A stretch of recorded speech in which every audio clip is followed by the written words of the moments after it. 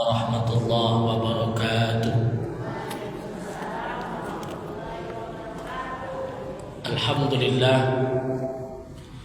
Alhamdulillah liwahidil atiyah, wassalatu wassalamu ala khairil bariyah wa ala alihi wa sahbihi zawin nubuzi zakiyah. Ashhadu an la ilaha illallah wahdahu la syarika lah, wa ashhadu anna Muhammadan abduhu wa rasuluhu la nabiyya ba'dah. Rabbi israh li sadri wa yassir li amri wahlul 'uqdatam min lisani yafqahu qawli. Faqala Allah Ta'ala fil Qur'anil Karim, bismillahirrahmanirrahim. Qul a'udzu birabbin nas, malikin nas, ilahin nas, min syarril waswasil khannas, allazi yuwaswisu fi sudurin nas minal jinnati wan nas. Shadaqallahul azim. Ibunda semua yang saya muliakan, pengurus Majelis Ta'lim Masjid Asy-Syakirin serta jajarannya, ibunda semua yang hadir pada sore yang berbahagia ini dalam wedding rutin kita. Mudah-mudahan pertemuan kita ini diberkahi oleh Allah Subhanahu wa taala. Amin ya rabbal alamin. Maka untuk itu kepada kita semua, mari sama-sama kita bersyukur. Alhamdulillahirabbil alamin. Kita bisa hadir di rumah Allah ini. Tempat yang terbaik itu adalah rumah Allah. Tempat yang paling berkah adalah rumah Allah. Oleh karena itulah di rumah Allah itu tidak dibolehkan sesuatu apapun kecuali hal-hal yang berhubungan dengan ibadah kepada Allah Subhanahu wa taala. Hukum jual beli di masjid apa hukumnya? Haram.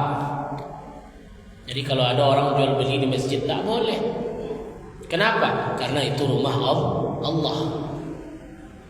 Harus berkaitan dengan sesuatu yang berhubungan dengan ibadah, ta'lim, baca Quran, i'tikaf, ya, bersedekah. Maka muamalah tidak boleh.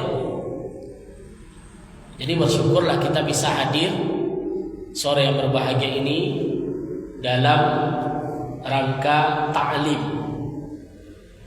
Ta'lim itu artinya banyak menuntut ilmu. Menuntut ilmu hal-hal yang berkaitan dengan ibadah atau agama kita. Berselawat kita kepada Rasulullah sallallahu alaihi wasallam. Allahumma shalli ala sayyidina Muhammad wa ala ali Muhammad. Nabi akhir zaman Rasulullah sallallahu alaihi wasallam yang membawa kita dari kegelapan kepada cahaya. Yang kita rasakan pada hari ini begitu nikmatnya kita dalam agama Islam, meskipun kita jauh dari beliau, tidak sebangsa, tidak setanah air, tapi kita diikat oleh agama kita, terhubung langsung dengan Rasulullah sallallahu alaihi wasallam. Ibunda semua yang berbahagia, kita melihat hari ini kita lagi negeri ini banyak ujian, ya, mulai dari Aceh, Sumatera Utara, Sumatera Barat, bahkan putus jalan hari ini. Ya, kita tengoklah platform media sosial di Facebook, Instagram, ya, bencana di mana-mana. Ya, zaharal fasadu fil barri wal bahri bima kasabat aydin nas, kata Allah. Terjadinya kerusakan, terjadinya bencana, semua yang diturunkan oleh Allah. Ya, zaharal fasadu fil barri wal bahri bima kasabat. Itu ulah tangan siapa? Ulah tangan manusia. Bima kasabat aydin nas, diakibatkan oleh ulah manusia itu sendiri yang tidak mau menjaga keseimbangan alam. Ya? Udah jelas hutan penopang banjir. Kalau bahasa populer galodo, ya. Yang turun sama galodo itu apa? Kayu, batu, ya. Karena kayunya sudah banyak yang hilang. Kayu itu sudah banyak yang hilang. Batu banyak yang hilang, dicongkel. Padahal alam itu disuruh Allah apa? Kita jaga. Sifat Islam kepada alam ini luar biasa. Bukan hanya pecinta lingkungan hidup. Bahkan ketika perang saja Rasulullah tidak membolehkan mencabut kayu, menebang pohon. Itu perang. Ya. Tidak boleh. Kenapa? Efeknya, itulah hari ini. Ya, terjadi bencana di mana-mana. Itu yang pertama. Yang kedua, mungkin maksiat sudah terlalu banyak. Manusia sudah banyak yang lari dari jalan Allah. Kalau maksiat sudah banyak, bencana itu akan datang. Sejarah sudah membuktikan bagaimana zaman Nabi Nuh alaihi salam. Banyak manusia berbuat maksiat. Apa yang Allah turunkan? Banjir. Zaman Nabi Lut. Apa yang terjadi di zaman Nabi Lut? Terjadi hubungan sesama jenis, homoseksual. Wanita suka wanita, laki-laki suka laki-laki. Dulu aneh, kalau sekarang sudah boleh. Oh, banyak hari ini. Ya. Banyak. Maka banyak bala-bala itu dulu. Yang kena siapa?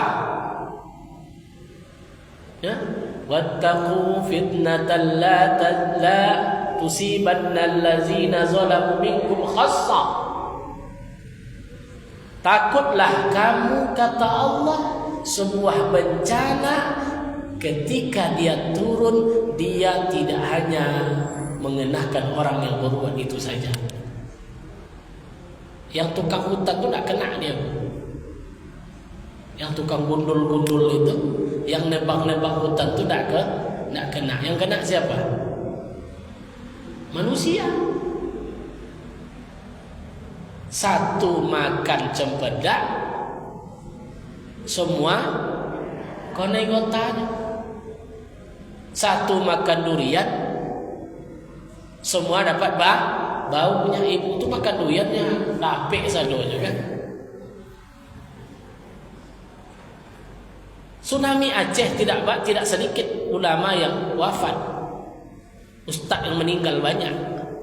Yang salah itu siapa? Bukan ustaznya. Ya, yang salah itu apa? Manusianya. Maka suatu ketika seorang prajurit Nabi Sulaiman kan berjalan di tepi sungai. Tiba-tiba salah satu kakinya digigit oleh semut api. Sakit tak semut api itu? Digigit, kesakitan. Pas pula salah seorang membawa air panas sedang dimasak. Ketika air itu mau disiramkan ke sarang semut tadi, apa kata semut?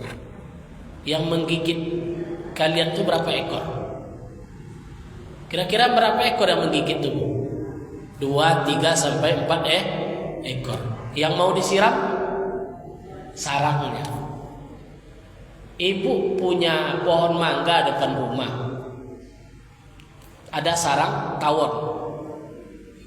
Pas cucu main digigit sama tawon tadi. Marahlah tuknya kan.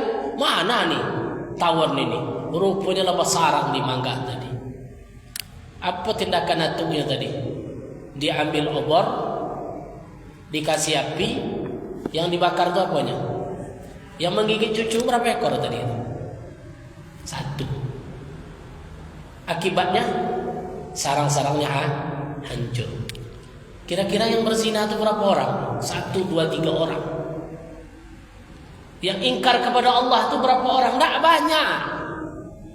Tapi yang kena musibah Alam itu marah. Jadi tidak milih dia apakah ini musola, apakah ini rumahnya ustadz, rumah ulama, rumah orang berbuat maksiat, hantam semua. Inilah iktibar yang Allah gambarkan. Maka musibah itu tidak otomatis datang kalau bukan oleh perbuatan manusia. Jadi caranya apa? Minta ampunlah kepada Allah.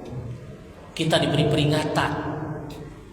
Terus saling membantu, buka tangan kita membantu saudara-saudara kita.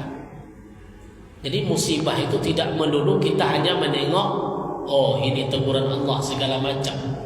Tapi juga Allah membuka pintu untuk kita berbagi. Ya. Merasakan apa yang saudara kita rasakan. Coba kita tengoklah di videonya itu, di bawah padang panjang itu. Saya sering lewat juga situ tuh. Ada gerbangnya tuh ya, masya Allah. Nggak terbayang sebagus itu, sungainya jauh di bawah, ya kan? Sungainya kan jauh di bawah jembatan itu. Selayang namanya tuh, ke bawah tuh kan. Ya. Nah, kalau kita ke Sumbar, kalau memang hujan naik, saya pernah naik macet bawa mobil. Itu nggak di parit itu turun air itu di jalan itu. Nah, ya bayangkan gimana nasib ketika turun longsor itu kan ke bawah, semua dibabat habis. Ya, termasuk orang yang syahid, orang yang tertimpa musibah. Ya, orang dalam perjalanan kena musibah, banjir, itu namanya syahid dunia. Allah ringankan, dosa-dosanya Allah ampunkan. Maka kita berdoa yang dapat musibah itu, yang wafat diampunkan oleh Allah Subhanahu wa taala. Yang tinggal Allah berikan kita kesabaran. Karena banyak bentuk ujian dari Allah Subhanahu wa taala. Makanya hidup itu apa kuncinya? Bersyukur kepada Allah. Syukur. Nah, itu kuncinya. Karena banyak yang membuat hati kita miskin itu apa? Tidak bersyukur. Maka ulama mengatakan sumber miskin itu ada 4. Sumber kemiskinan itu ada berapa? Ada 4. Kalau ibu mau miskin terus, nah buatlah yang 4 ini. Apa makna miskin di sini? Miskin, rumahnya udah bagus, mau. Tapi apa katanya? Itu dari mulut yang selalu mengeluh. Apa bu? Sumber kemiskinan yang pertama, tanda-tanda orang miskin itu dari mulutnya yang keluar keluhan, mengeluh. Nah, itu miskin itu bu. Sebab orang orang yang berkecukupan, orang yang kaya pasti tidak mengeluh. Kenapa manusia itu mengeluh? Karena miskin. Maka orang miskin itu mengeluh dia. Berarti kalau ada orang kaya mengeluh, berarti dia miskin, bukan kaya. Maka para ulama mengatakan sumber kemiskinan itu adalah mulut yang selalu mengeluh.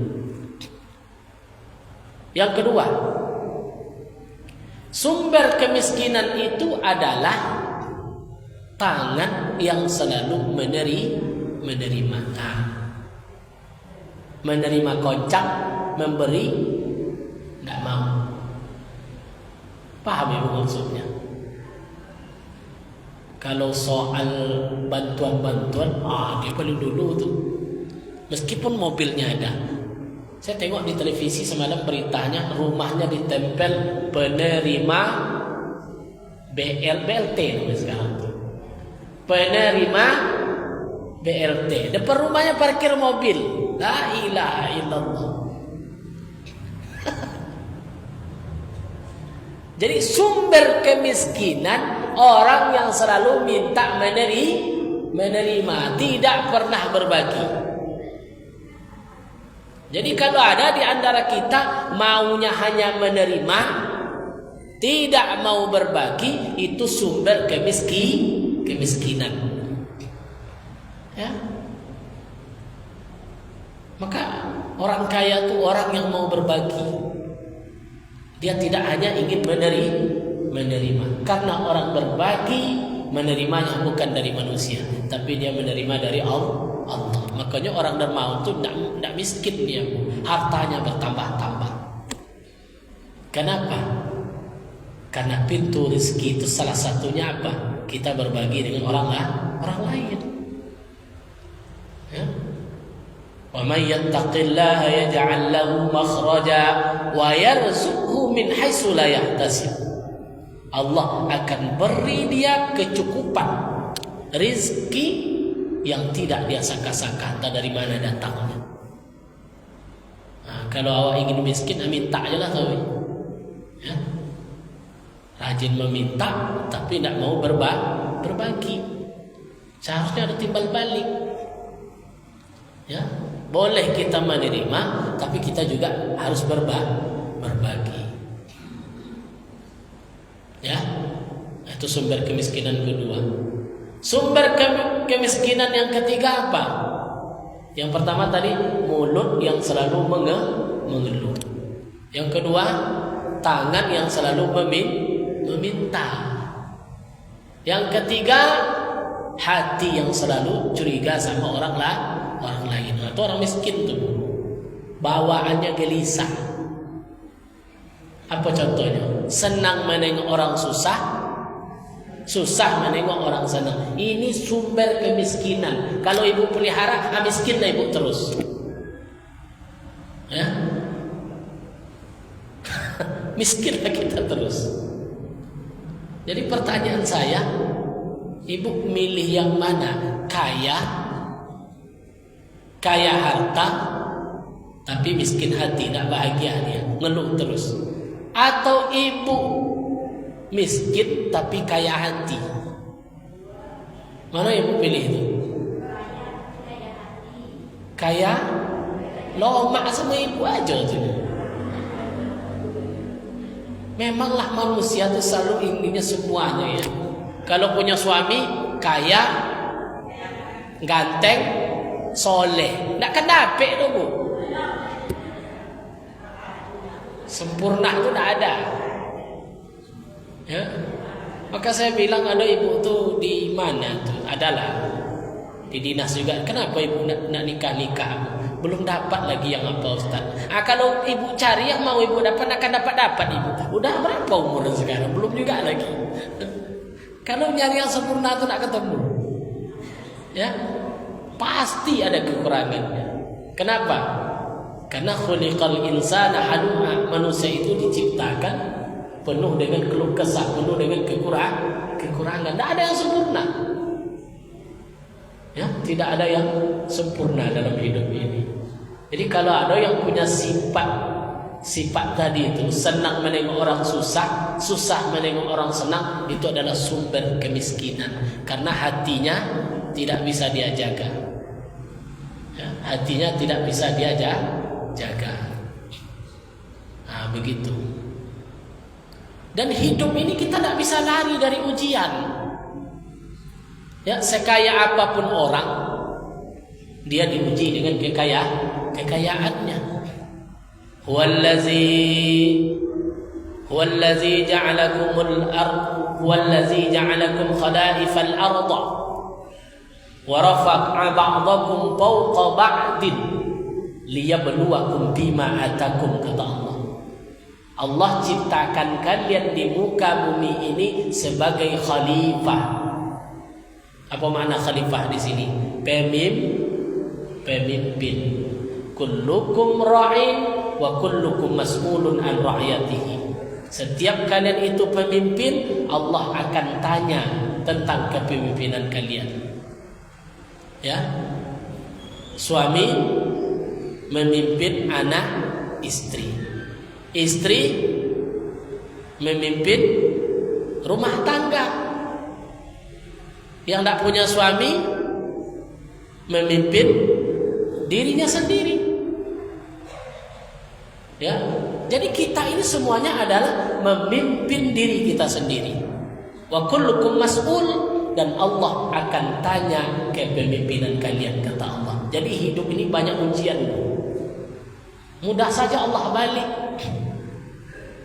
Ya, manusia itu awalnya mulia, tiba-tiba hina. Manusia itu ada yang diuji dengan kehinaan, tapi Allah berikan tiba-tiba langsung diangkat derajatnya. Ya. Dulu dia dikorbankan oleh suaminya. Dia ditinggalkan oleh suaminya, suaminya nikah dengan orang lain. Setelah dia ditinggalkan oleh suaminya, dia ambil pula suami orang. Ada enggak yang seperti itu? Ada ya, Bu ya? Nah, begitu banyak ujian yang diberikan oleh Allah. Ibu yang belakang senyum-senyum dia. Memang update ibu-ibu ini semuanya. Ya. Kan dulu dia mulia, korban, dimuliakan oleh Allah. Tiba-tiba ambruk, hancur dia. Tapi mudah-mudahan kita tidak terjebak oleh fitnah, tidak terjebak oleh gosip yang tidak. Mana tahu orang nikah, ya, mana tahu orang sudah nikah. Kita tidak bisa menjudge orang itu ini berzina atau tidak boleh. Kalau dia nikah halal atau tidak? Seorang laki-laki boleh nggak beristri lebih dari satu? Iya, boleh nggak? Hati-hati sebut boleh. Ikhlas atau tidak? Ikhlas sampai di rumah menangi. Ikhlas. Hah? Mbak RW ikhlas? Ambo cari kan kok? Nggak ada yang ikhlas. Karena memang Al-Quran itu menggambarkan seperti itu. Fankihu ma taba lakum minan nisa, nikahilah olehmu perempuan, kata Allah. Masna, artinya 2, sulas 3, ruba' 4. Cuman kan bapak-bapak ini suka ayatnya cuman sampai di sini. Ayat selanjutnya tidak sambungnya. Fa in khiftum alla ta'dilu fawahidah. Fa in khiftum, kata Allah, kalau kamu takut alla ta'dilu, tidak bisa adil. Artinya apa kata Allah? Hati-hati. Kalau kamu tidak bisa adil, fawahidah, cukup 1. Saya tanya ibu-ibu, kira-kira bisa adil atau enggak? Nah, kan? Berarti syaratnya apa tadi? Adil. Kira-kira bisa adil atau tidak? Tidak bisa. Banyak orang tidak bisa adil. Ya? Jadi ayatnya jangan diputus, sambung lagi. Fawahidah. Fawahidah ini Allah tegaskan cukup 1. Muncul lah sekarang kalau mau masuk surga, itu pintu surga suruh suaminya menikah lagi. Apa dasar itu? Hah? Ada hadisnya? Tak ada hadisnya rasa. Termasuk pintu surga katanya kan. Akhirnya dia carikanlah suaminya istri. Ada tuh, Bu. Dicarikannya suaminya istri. Muda lagi. Ya, gadis pula lagi. Apa yang terjadi nanti? Tidak akan pernah. Ya. Kalau sempat dia nikah yang lebih muda, kira-kira suami ini bisa adil atau tidak? Lebih banyak di mananya, Bu? Nah, kalau tahu ibu itu. Jadi berarti konsep Allah ta'dilunya tidak masuk nanti. Konsep Allah ta'dilu tadi. Jadi hidup ini, Bu, ujian. Ustaz, saya diuji dengan begini. Pasti kita diuji. Kalau mau hidup pasti diuji. Karena kita sudah janji sama Allah. Pertanyaannya, bagaimana kita menyikapi ujian ini? Bagaimana kita menyikapi ujian? Yang pertama, ingat, hidup pasti diuji oleh Allah. Wa rafa'a ba'dakum fawqa ba'din, kata Allah. Kami hidupkan kalian antara satu dengan yang lain itu tidak sama. Ada yang miskin, ada yang sederhana, ada yang kaya raya, ada yang suaminya tidak ganteng, ada suaminya sangat ganteng, ada istrinya tak cantik sama sekali, suaminya ganteng. Ada juga itu kan? Ada juga suaminya sangat ganteng, istrinya tidak loncak. Itu semuanya skenario Allah dalam hidup ini. Apa hikmah semua ini? Liyabluwakum bima atakum, kata Allah. Liyabluwa, bahasa kitanya bala. Bala bahasa apa? Ujian. Untuk diuji kalian, kata Allah, terhadap apa yang didatangkan kepadamu. Berarti skenario hidup di dunia ini semuanya ujian. Ibu punya harta yang banyak, berarti kita diuji dengan harta. Apa ujian dari harta tadi? Jangan kikir. Kalau ibu kikir, berarti kita tidak selesai ujiannya. Ada orang yang diuji dengan fakir, sakit yang bertubi-tubi, tidak sehat-sehat. Berarti Allah menyuruh kita apa? Sabar. Kalau kita tidak sabar, kita putus asa, berarti kita gagal dalam ujian. Jadi semua itu ujian. Kok hidup saya begini? Itu ujian. Kunci gimana?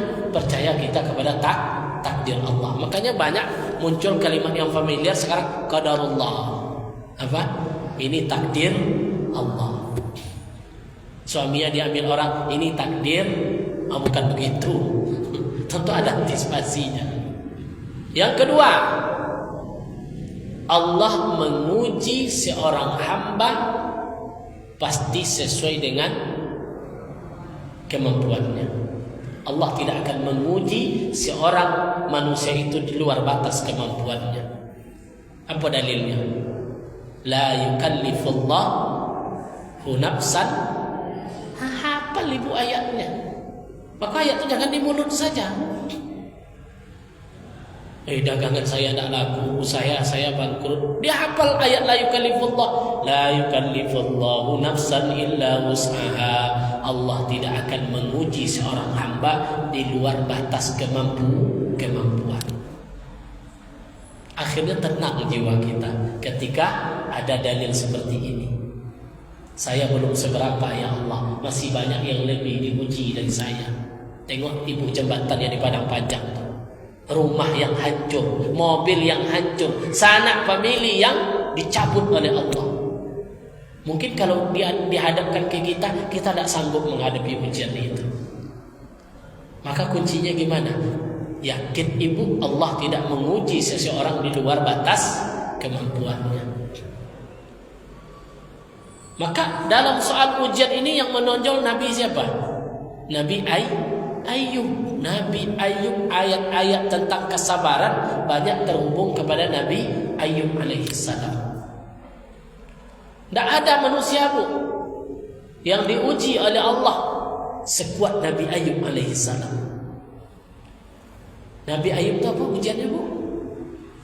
Penyakit, sakit. Dari awal sehat, kaya raya,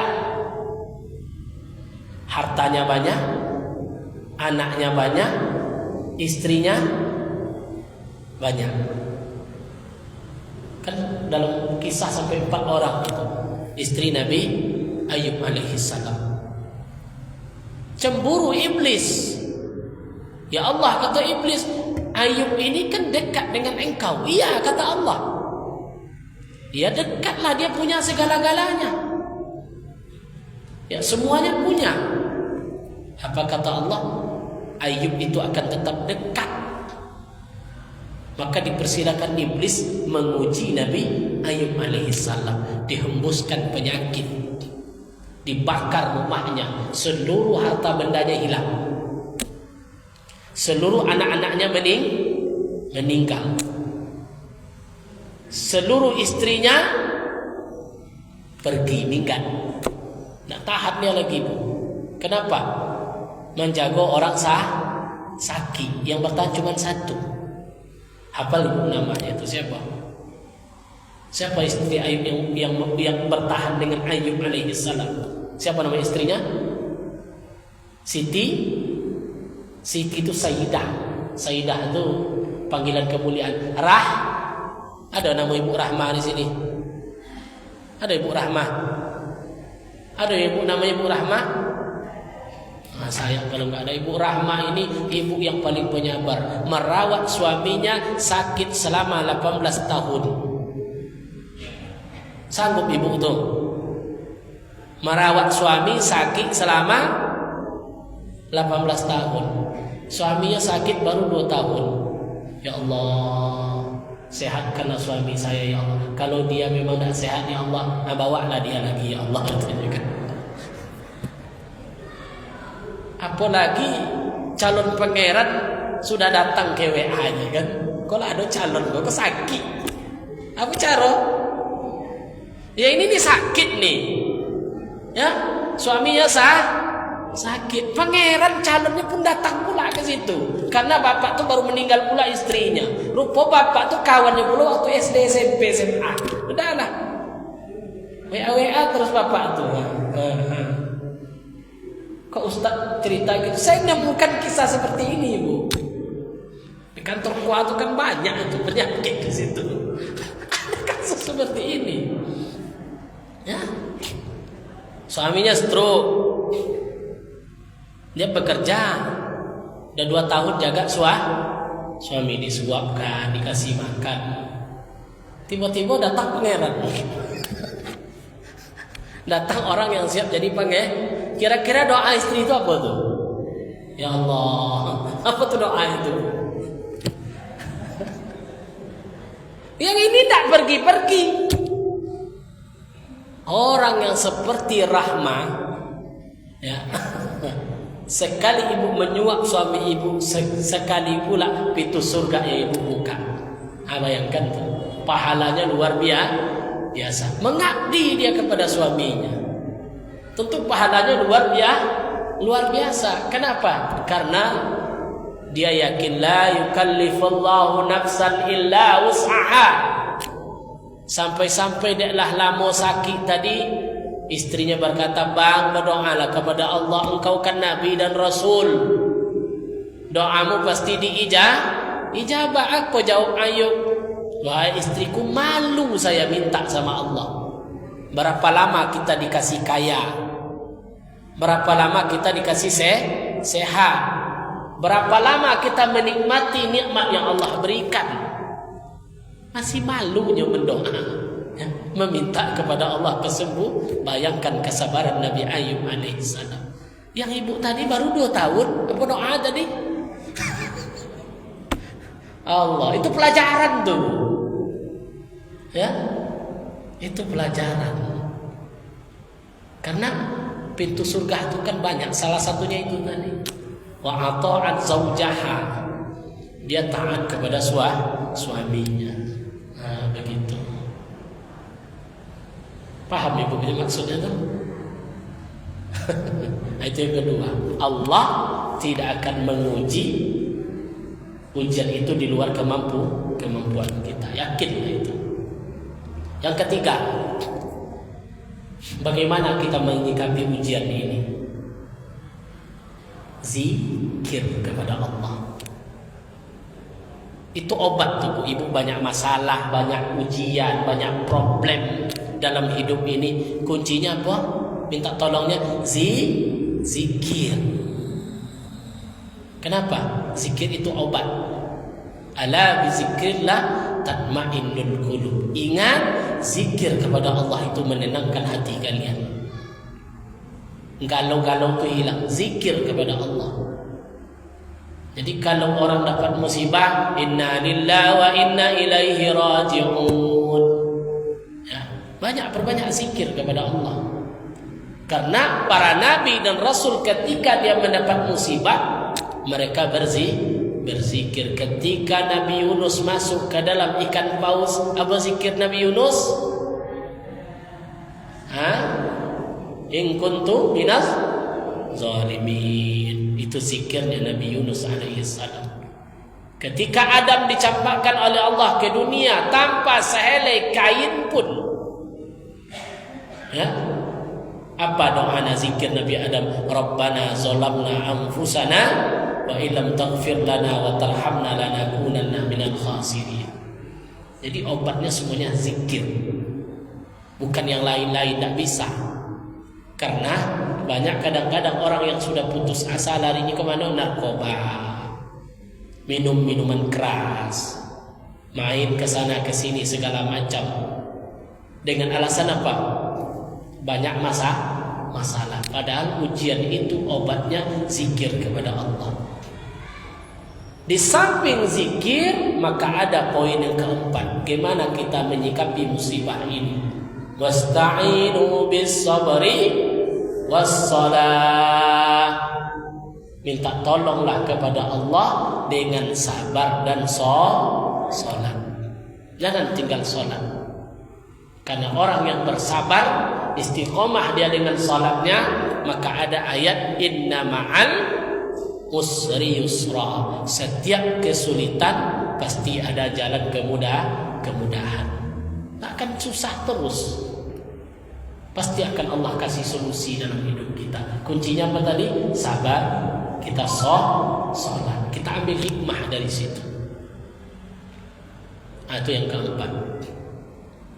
Yang kelima, tidak usah berlarut-larut dalam sedih. Wala tahinu wala tahzanu, kata Allah. Kalau kita dapat ujian, dapat musibah, dapat apapun, wala tahinu, jangan kita pernah bersedih, putus asa. Wala tahzanu, jangan kita wa antumul a'laun, kata Allah. Wa antumul a'laun, kalian itu maha tinggi, kuat, kata Allah. Ada potensi yang belum kita keluarkan. Nah, itulah kelebihan manusia. Maka jangan lemah, jangan sedih terus menerus, jangan stres terus menerus. Kenapa? Allah katakan wa antumul a'laun, kalian itu tinggi, hebat. Itu motivasi ayat Allah dalam Al-Quran. Oh biasa, ibu hebat, ibu bisa bangkit. Apapun persoalan ini, kita pasti bisa bangkit. In kuntum mu'minin. Modalnya apa tadi? Mu'minin, iman yang kuat kepada Allah. Maka perkuat keimanan kita, insya Allah bisa dilalui. Maka dengan kejadian musibah ini, apalagi kita tengok hari-hari ini kan, alam itu tidak menentu. Kalau Pekanbaru tidak terlalu lah, paling kuat apa tuh? Banjir ya. Nah, banjir di mana-mana dan segala macamnya. Maka ketika kita melihat musibah ini terjadi, ini pelajaran bagi kita untuk selalu jangan banyak maksiat. Selalulah kita perbanyak taat kepada Allah Subhanahu wa taala. Di samping itu bantu saudara-saudara kita. Maka itu saja kajian kita hari ini. Kita nggak ngaji fikih, berhubung diselang-seling sajalah ya. Tausiah kita hari ini, kita doakan negeri kita ini aman ya. Kita tengok ini luar biasa, bencana di mana-mana, banyak korban ya, banyak menyita harta dan segala macam. Maka kita doakan mudah-mudahan musibah ini cepat berlalu ya. Dan di balik ini semua Allah berikan peringatan kepada kita untuk selalu taat kepada Allah. Jangan lupa juga saatnya kita berbagi kepada saudara-saudara kita yang ditimpa. Minimal doa. Ini pun doa pun tidak kita panjatkan untuk mereka. Minimal doa. Maka mari kita berdoa kepada Allah. Mudah-mudahan saudara-saudara kita yang tertimpa, yang wafat diampunkan oleh Allah, yang tertinggal diberikan kesabaran, dan ini kita mendapat peringatan bahwa selalu kita berpegang teguh terhadap syariat agama yang dibawakan oleh Rasulullah sallallahu alaihi wasallam. Al-Fatihah. A'udzubillahi minasyaitonir rajim. Bismillahirrahmanirrahim. صراط الذين أنعمت عليهم غير المغضوب عليهم. نعوذ بالله من الشيطان الرجيم. بسم الله الرحمن الرحيم. الحمد لله رب العالمين والعاقبة للمتقين، والصلاة والسلام على أشرف الأنبياء والمرسلين وعلى آله وصحبه أجمعين. اللهم طول عمرنا وصحح أجسادنا ونور قلوبنا وثبت إيماننا وأوسع أرزاقنا يا الله يا رب العالمين. اللهم اغفر لنا ذنوبنا ولوالدينا وارحمهما كما ربونا صغارا، ولجميع المؤمنين والمؤمنات والمسلمين والمسلمات يا الله يا رب العالمين. اللهم انفعنا بما علمتنا وعلمنا ما ينفعنا وزدنا علما يا الله يا رب العالمين. اللهم استرنا عيوبنا، اللهم استرنا عيوبنا، اللهم استرنا عيوبنا، اللهم استرنا يا الله بسترك الجميل. اللهم اجعل بلدتنا وسائر بلاد الإسلام آمنة رخية. اللهم اجعل بلدتنا بلدة طيبة ورب غفور. اللهم يا دافع البلاء والوباء يا الله، يا دافع البلاء والوباء يا الله يا رب العالمين. ربنا هب لنا من أزواجنا وذرياتنا قرة أعين واجعلنا للمتقين إماما. ربنا آتنا في الدنيا حسنة وفي الآخرة حسنة وقنا عذاب النار. سبحان ربك رب العزة عما يصفون وسلام على المرسلين والحمد لله رب العالمين. اللهم صل على سيدنا محمد طب القلوب ودوائها وعافية الأبدان وشفائها ونور الأبصار وضيائها وعلى آله وصحبه وسلم. اللهم صل